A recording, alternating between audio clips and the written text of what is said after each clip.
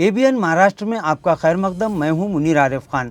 खबरों के इस सिलसिले को आगे बढ़ाने से पहले एक नज़र आज की अहम खबरों पर। मरकज़ी हुकूमत की जानिब से मुस्लिम, ईसाई, पारसी, बौद्ध और सिख समाज समेत मुल्क के 400 से ज़ायद मज़ाहिब के पर्सनल लॉ में मुदाखलत पर लॉ कमीशन को अपनी राय से वाकिफ़ करवाने के लिए मज़ीद 2 हफ्तों की मोहलत। तमाम मज़ाहिब के लोग अब 28 जुलाई तक दे सकते हैं अपनी राय। नायब वज़ीर आला अजीत पवार फिर बने महाराष्ट्र के ख़जानों के वज़ीर। उनके इसी कलमदान से नाराज़ होकर शिवसेना के बागी 40 MLAs क्या फिर करेंगे बगावत? वज़ीर आला एकनाथ शिंदे से रियासत के अवाम कर रहे हैं तीखे सवाल। और चंद्रकांत खैरे ने कहा, शिंदे सेना के 16 MLA 16 दिन के मेहमान। बीजेपी ने तैयार कर लिया एकनाथ शिंदे का सियासी गेम प्लान। और फडणवीस को भी दिया मशवरा, कहा कि अब चुप बसा।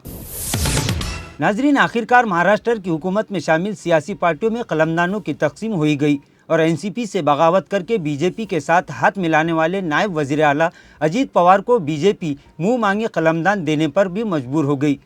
वहीं शिंदे सेना के पास गुज़िश्ता 1 साल से मौजूद मलाईदार कलमदान कम कर दिए गए और 2-3 कलमदान तब्दील भी हो चुके हैं। नाजरीन, सवाल ये पैदा होता है कि महाविकास आघाड़ी हुकूमत में वजीर ख़जाना रहे अजीत पवार पर ख़जानों का मुंह हमारे लिए ना खुलने का रोना रोकर, इसी तरह महाविकास आघाड़ी में शामिल होकर बाला साहब ठाकरे के हिंदुत्व को छोड़ने का इल्ज़ाम उद्धव ठाकरे पर लगाकर असली शिवसेना से बगावत करने वाले 40 MLAs के मुल्क के तमाम मीडिया चैनलों पर चलते रहे गुज़िश्ता 1 साल के तमाम ही बयानात को अब हर कोई खंगालता दिखाई दे रहा है। इस वक्त रियासत की आवाम की ज़बान पर यही चर्चे है कि अब फिर शिंदे सेना और बीजेपी एनसीपी के साथ हुकूमत में बैठ तो गई, तो वहीं आवाम दूसरा सवाल ये कर रहे हैं कि अब फिर एक मरतबा अजीत पवार ट्रिपल इंजन की सरकार में ख़जानों के वज़ीर बन चुके हैं, तो अब इन 40 बागी MLAs का जवाब क्या है? आवाम का कहना है कि 40 बागी MLA इन सवालों का जवाब दे या ना दे, लेकिन आवाम के पास इन सवालों का जवाब ज़रूर मौजूद है। और वो जवाब ये है कि शायद बीजेपी अजीत पवार से सियासी मांडोली करके शायद एकनाथ शिंदे को डिच्चू देने का फैसला कर चुकी है।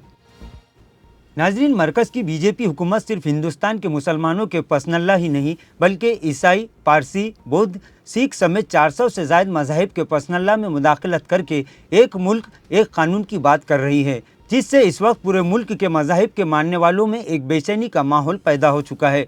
और हर मज़ाहिब के रहनुमा और उनके मानने वाले लाखों करोड़ों अफराद लॉ कमीशन से इस बात की गुहार लगा रहे हैं कि हमें UCC किसी हाल में मंजूर नहीं है, लेकिन गोदी मीडिया इसे जाहिर नहीं कर रहा है। लॉ कमीशन की जानिब से 14 जुलाई अवाम और तंजीमों को अपनी राय देने की आखिरी तारीख तय की गई थी, लेकिन 400 से ज़ायद मजहबों के धर्मगुरु और इस मुल्क के करोड़ों अवाम की बेचैनी और तिलमिलाहट को देखते हुए लॉ कमीशन ने अपनी राय से कमीशन को वाकिफ़ करवाने की आखिरी तारीख में 2 हफ्तों की तौसी कर दी। और अब हिंदुस्तान के अवाम 28 जुलाई तक इसी तरह पुरअमन और क़ानूनी दायरे में रहकर अपने अपने मज़हब, मुल्क और जमहूरियत की बका के लिए अपनी राय से लॉ कमीशन को वाकिफ़ करवा सकते हैं।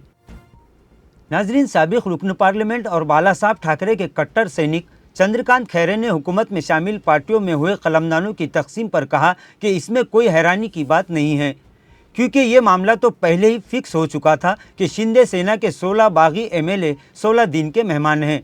अब ये बात बीजेपी अच्छी तरह जानती है, इसीलिए एनसीपी में फूट डालकर अजीत पवार को हुकूमत में शामिल कर लिया गया और उनकी मुँह मांगी मुरादें भी पूरी कर दी गई।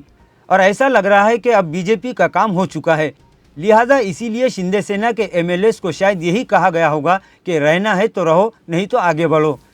इसी तरह उन्होंने साफियों की जानिब से किए गए एक सवाल का जवाब देते हुए महाराष्ट्र के नायब वज़ीर आला देवेंद्र फडणवीस को भी जमकर निशाने पर लिया। चंद्रकांत खैरे ने कहा कि बीजेपी के नायब वज़ीर आला सिर्फ बातों और तोड़ जोड़ की सियासत में मसरूफ़ है, जनता के मसाइल से इन्हें कोई लेना देना नहीं है। लिहाजा उन्होंने देवेंद्र फडणवीस को मशवरा देते हुए कहा कि अब चुप बसा, जनताची सेवा करा, नहीं तर घरी बसा। नाजरीन, आज के लिए बस इतना ही। कल फिर मुलाकात होगी कुछ अहम खबरों के साथ।